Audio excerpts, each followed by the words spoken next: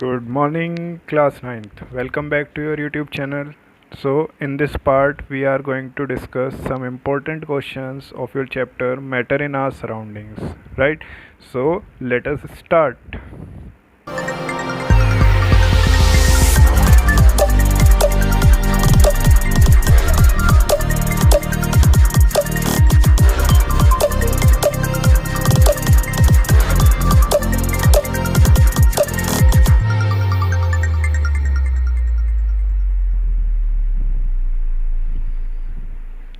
In this part we are going to discuss कि question कैसे आता है पेपर में, किस टाइप का क्वेश्चन आ सकता है और आपको उसको कैसे अटेम्प्ट करना है। राइट। सो सबसे पहला क्वेश्चन जो आपकी स्क्रीन पर आ रहा है वो है how gases can be liquefied. Gases को लिक्विफाइड कैसे किया जा सकता है, गैसेस को लिक्विड में कन्वर्ट कैसे किया जा सकता है। तो आपको इसका एक आंसर तो पता है जो हम ऑलरेडी वीडियो के अंदर डिस्कस कर चुके हैं, ठीक है ना। हमने क्या पढ़ा था कि गैसेस को लिक्विफाई करने के लिए हमको उनको ठंडा करना पड़ेगा। अगर मैं गैसेस के पार्टिकल्स की एनर्जी कम कर दूं, पार्टिकल्स की एनर्जी कैसे कम होगी? बाय कूलिंग, टेम्परेचर कम करने से, ठीक है ना। तो टेम्परेचर कम करने से पार्टिकल्स की एनर्जी कम हो जाएगी, जिसकी वजह से वो पास पास आएंगे और किस में कन्वर्ट हो जाएंगे? लिक्विड में। राइट। सो पहला पॉइंट क्या बनता है? Gases can be liquefied by decreasing the temperature. Right. Now next एक और पॉइंट बनता है इसके ऊपर, हम और भी एक तरीके से गैसेस को लिक्विफाई कर सकते हैं and that is pressure. Pressure से कैसे हम कर सकते हैं? अगर मैं प्रेशर बढ़ाऊंगा तो गैस के पार्टिकल्स पास पास आएंगे। अगर आप गैस के पार्टिकल्स पर प्रेशर अप्लाई कर रहे हो तो क्या होगा? गैस के पार्टिकल्स पास पास आएंगे और पास पास आएंगे तो किस में कन्वर्ट हो जाएंगे? लिक्विड में कन्वर्ट हो जाएंगे। राइट। सो गैस को लिक्विफाई करने के दो हमारे पास मेथड हैं। First one is by decreasing the temperature and the second one is by increasing pressure. Clear है ये चीज़? Now one more thing you have to remember that वो स्पेसिफिक टेम्परेचर, वो पर्टिकुलर टेम्परेचर जहाँ पर गैस लिक्विड में change होनी शुरू होती है, जहाँ पर वो गैस किस में कन्वर्ट हो जाए? लिक्विड में कन्वर्ट हो जाए, that temperature is known as critical temperature. उस टेम्परेचर को, उस पर्टिकुलर पॉइंट को हमने क्या नाम दिया है? क्रिटिकल टेम्परेचर नाम दिया है। और ये क्रिटिकल टेम्परेचर अलग अलग गैस के लिए अलग अलग होता है। मतलब ऑक्सीजन के लिए अलग होगा, कार्बन डाइऑक्साइड के लिए अलग होगा, नाइट्रोजन गैस के लिए अलग होगा। क्लियर है ये चीज़? तो ये आपको ये लर्न करना है कि क्रिटिकल टेम्परेचर क्या होता है। अलग से भी क्वेश्चन आ सकता है कि डिफाइन क्रिटिकल टेम्परेचर। क्लियर है ये चीज़? इसके बाद चलो एक और क्वेश्चन देख लेते हैं। एक और क्वेश्चन जो आपकी स्क्रीन पे आ रहा है वो क्या है? We feel cold when we hold piece of ice in our palm. जब हम अपने पाम में एक आइस का पीस को होल्ड करते हैं, एक बर्फ़ का पीस मैंने अपने हाथ पे रख लिया, तो क्या होगा? मुझे अपने हाथ पे ठंडक महसूस होगी, ठीक है ना। I feel cold. तो मुझे ऐसा क्यों होता है? एक्चुअली में जो बर्फ़ का पीस, जो आइस का पीस आपने हैंड में होल्ड कर रखा है, हैंड पाम पे रखा हुआ है, जब उसको मेल्ट होना वो स्टार्ट होगा, वो मेल्ट होएगा, उसको मेल्ट होने के लिए क्या चाहिए? हीट। ठीक है। वो हीट वो कहाँ से लेगा? वो मेरे पाम से लेगा, ठीक है ना। मेरे पाम के पास, मेरी बॉडी के अंदर जो हीट है, वो हीट वो आइस क्यूब ले लेगा और मेल्ट होना शुरू हो जाएगा। और अगर मेरी बॉडी से हीट निकल गई तो इन रिटर्न मुझे कैसा फील होगा? ऑब्वियस ही बात है, मुझे कूल फील होगा, ठीक है ना। तो इस तरह के क्वेश्चन जब भी आते हैं आपको क्या लिखना होता है? अभी आगे भी हम इस तरह के क्वेश्चन डिस्कस करने वाले हैं कि जब भी लेटेंट हीट या सिंपल हीट की अगर मैं बात करूं बॉडी से निकलेगी तो इन रिटर्न हमें कैसा फील होगा? कूल फील होगा। क्लियर है ये चीज़? चलो इसके बाद जो अब ये आगे के दो क्वेश्चन मैं डिस्कस करने वाला हूँ, ये दो क्वेश्चन मैं पहले भी डिस्कस कर चुका हूँ लेटेंट हीट वाली वीडियो में। तो अगर आपने अब तक वो वीडियो नहीं देखी है तो जल्दी से जाके उस वीडियो को देख लो, फटाफट से क्लियर हो जाएंगे ये दोनों क्वेश्चन। उस वीडियो में मैंने आपको ये नहीं बताया था कि आंसर कैसे लिखना है, तो अब आपको मैं बता रहा हूँ। देखो क्वेश्चन कैसे आता है। Ice at 0 degree Celsius produces more cooling than water at 0 degree Celsius. मतलब क्या है क्वेश्चन का? मतलब ये है कि 0 डिग्री सेल्सियस पर वाटर भी मिलता है और आइस भी मिलती है, यानी कि 0 डिग्री सेल्सियस पर वाटर की लिक्विड फॉर्म भी मिलती है और सॉलिड फॉर्म भी मिलती है, लेकिन आइस ज़्यादा कूलिंग करता है एज़ कम्पेयर टू वाटर। भले ही दोनों का टेम्परेचर 0 डिग्री सेल्सियस है, फिर भी ice produces more cooling than water at 0 degree Celsius. Question clear है? इसका आंसर भी हमें पता है, because water has an extra heat in the form of latent heat. Water के पास क्या होती है? एक एक्स्ट्रा हीट होती है इन the form of latent heat. Clear है ये चीज़? ये हमने वीडियो में पढ़ा था। कौन सी वीडियो में, कौन से पार्ट में? लेटेंट हीट वाले पार्ट में। तो आंसर क्या लिखेंगे? Ice at 0 degree Celsius produces more cooling than water at 0 degree Celsius because water contains an extra heat in the form of latent heat. Clear है ये चीज़? चलो, ऐसे ही सिमिलर एक क्वेश्चन और बनता है। वो क्या था कि burn caused by steam are more severe than the boiling water at 100 degree Celsius. मतलब स्टीम भी है और बॉइलिंग वाटर भी है और दोनों 100 डिग्री सेल्सियस पर है, लेकिन जो बर्न कोज हुआ स्टीम की वजह से वो ज़्यादा सीवर होगा as compared to the burn caused by the water at 100 degree Celsius. Clear है क्वेश्चन? टेम्परेचर दोनों का 100 डिग्री सेल्सियस है, फिर भी ज़्यादा नुकसान किससे पहुंच रहा है? स्टीम से पहुंच रहा है। आंसर हमें पता है क्या है? Because steam contains an extra heat in the form of latent heat। Clear है? that is why burn caused by steam are more severe than the boiling water। ठीक है, तो बेसिकली यहाँ पे भी हमने क्या किया? लेटेंट हीट वाले कॉन्सेप्ट का यूज़ कर लिया। ठीक है, इसके बाद जो कुछ क्वेश्चंस आ रहे हैं वो क्वेश्चंस आपके लेटेंट हीट और इवेपोरेशन वाले टॉपिक से रिलेटेड हैं। तो इन क्वेश्चंस को पढ़ते हैं। देखो, आपने सुना होगा, क्वेश्चन क्या है आपके सामने, देखो। Water kept in earthen pot remains cool. Earthen pot में रखा हुआ पानी ठंडा रहता है। अर्दन पॉट पता है आपको क्या होता है? यस, सही गैस किया आपने, मटका। क्या बोलते हैं उसको? मटका, जो कि शहरों में बहुत कम देखने को मिलेगा और विलेजेस में आपको बहुत ज़्यादा देखने को मिलेगा। क्या है? अर्दन पॉट, मटका। इसमें जो पानी रहता है वो काफ़ी ठंडा रहता है। तो वो पानी ठंडा कैसे हुआ? क्वेश्चन क्या आता है कि यार वो पानी ठंडा कैसे हो गया? वो पानी ठंडा, अंदर कोई ऐसा रेफ्रिजरेटर है, एसी लगा हुआ है, पानी ठंडा कैसे हो रहा है? क्वेश्चन समझ आ गया?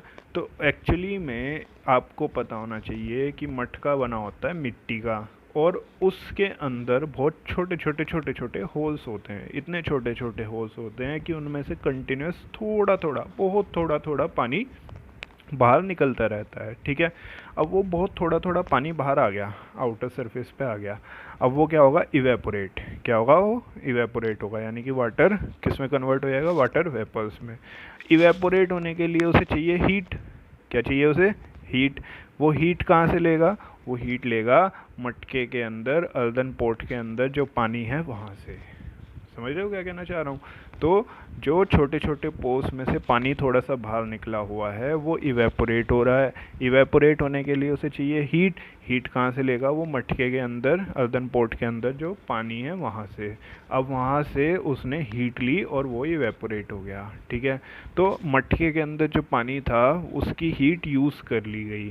ठीक है, जिसकी वजह से अगर उसमें से हीट निकल गई तो वो इन रिटर्न कैसा हो जाएगा?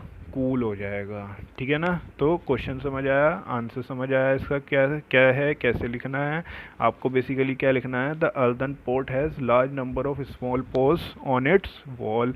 सम of the water continuously come out through this pores on outer surface. This water evaporates. ये वाटर क्या होगा? अब इवेपोरेट होगा by taking heat from the earthen pot. अंदर से हीट लेगा और as a result inside water gets cool, जिसकी वजह से जो अंदर का वाटर है वो क्या हो जाएगा? कूल डाउन हो जाएगा। क्लियर है ये चीज़? चलो, इसके बाद नेक्स्ट क्वेश्चन डिस्कस कर लेते हैं। आपने छोटी क्लासेस में पढ़ा होगा, आपको याद कराते होंगे टीचर कि what type of clothes we should wear in summer. किस तरह के क्लोथ्स हमें समर में पहनने चाहिए? तो उसका आंसर क्या आता था हमारे दिमाग में एकदम से कि कॉटन क्लोथ्स पहनने चाहिए। ठीक है ना? लेकिन अब क्वेश्चन क्या आता है? Why we should wear cotton clothes in summer? हमें कॉटन क्लोथ्स ही क्यों पहनने चाहिए समर में, ठीक है ना। तो अब इसका आंसर सुनो ध्यान से। इसका आंसर ये है कि जब समर में हमको स्वेट आता है, स्वेट मीनिंग पसीना, जब हमको स्वेट आता है तो वो स्वेट एब्जॉर्ब करता है कॉटन का क्लॉथ, ठीक है ना। सिंथेटिक कपड़ा इतनी जल्दी से उसको स्वेट को एब्जॉर्ब नहीं करता। स्वेट को एब्जॉर्ब करने का काम कौन करता है, cotton. Cotton is the very good absorber of sweat, ठीक है ना।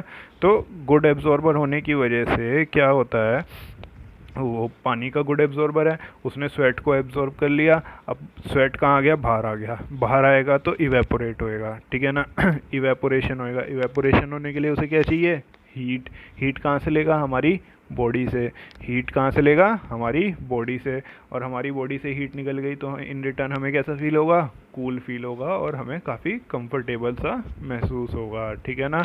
तो देखो क्या हुआ, in hot summer days we get lot of sweat in our body. हमें बहुत सारा स्वेट आता है समर डेज में। And cotton is a good absorber of water. Cotton क्या है, बहुत अच्छा एब्जॉर्बर है किसका, वाटर का। So cotton cloth absorb sweat, इसलिए कॉटन क्लॉथ्स क्या करते हैं, उन स्वेट को एब्जॉर्ब कर लेते हैं and expose it for evaporation, और उसको बाहर निकाल देते हैं जिससे वो क्या हो, इवेपोरेट हुए। इवेपोरेशन होने के लिए क्या चाहिए उसको क्या चाहिए, हीट चाहिए। तो it will take heat from our body and in return we feel cool and comfortable, right. So I hope आपको ये क्लियर होगा क्वेश्चन। चलो एक और क्वेश्चन इसी तरह का देखते हैं। आपने कई बार नोटिस किया होगा, कभी आप विलेज में गए होंगे या अपने शहर में भी नोटिस किया होगा इस चीज़ को, कि कुछ लोग गर्मियों के टाइम में, समर डेज़ में, अपनी रूफ टॉप पे स्प्रिंकलिंग ऑफ वाटर करते हैं, मतलब वाटर को छिड़क देते हैं। इससे क्या होता है, एक्चुअली में वाटर को स्प्रिंकल करने से रूफ के ऊपर कुछ देर बाद वो वाटर क्या होगा, इवेपोरेट होगा। Water will evaporate, right. अब वाटर इवेपोरेट होगा तो उसे क्या चाहिए, हीट। तो वो हीट कहाँ से लेगा, वो हीट मिलेगा रूम के अंदर से, ठीक है ना। जिस रूम के ऊपर आपने वो वाटर इवेपोरेट कर, वो वाटर स्प्रिंकल कर रखा है, वो वाटर जब इवेपोरेट होगा तो वो रूम के अंदर की, कमरे के अंदर की सारी हीट को एब्जॉर्ब कर लेगा और in return room will become cool. Room कैसा हो जाएगा, कूल हो जाएगा। तो देख रहे हो ये सारे क्वेश्चन लगभग एक जैसे ही हैं। बेसिकली क्या होता है यहाँ पे कोई भी चीज़ इवेपोरेट होती है bye taking the heat and in return it will become cool. Clear है ये क्वेश्चन। चलो आगे देखते हैं एक और क्वेश्चन। कभी हाथ पे एसीटोन लग जाए। एसीटोन क्या होता है, आपका जो नेल पॉलिश रिमूवर होता है, लड़कियों को ज़्यादा पता होगा इस बारे में। नेल पॉलिश रिमूवर जो होता है उसको क्या बोलते हैं, एसीटोन बोलते हैं। एक सब्सटेंस है केमिस्ट्री के अंदर। और कभी हाथ पे पेट्रोल लग गया, पेट्रोल डलवाते हुए हाथ पे हल्का सा पेट्रोल गिर गया, या फिर परफ्यूम लग गया हाथ पे, तो हमें क्या लगता है, ठंडा सा महसूस होता है। When we apply acetone, petrol और perfume on our palm we feel cool, हमें ठंडा महसूस होता है। तो ऐसा क्यों है, एक्चुअली में मैं जिन लिक्विड्स की बात कर रहा हूँ, चाहे वो एसीटोन हो, चाहे वो पेट्रोल हो, चाहे वो परफ्यूम हो, इनका बॉइलिंग पॉइंट बहुत कम होता है। बॉइलिंग पॉइंट कम होने की वजह से इनका जो इवेपोरेशन है वो बहुत तेज़ी से होता है। ये बहुत तेज़ी से इवेपोरेट होते हैं by taking the heat from our palm.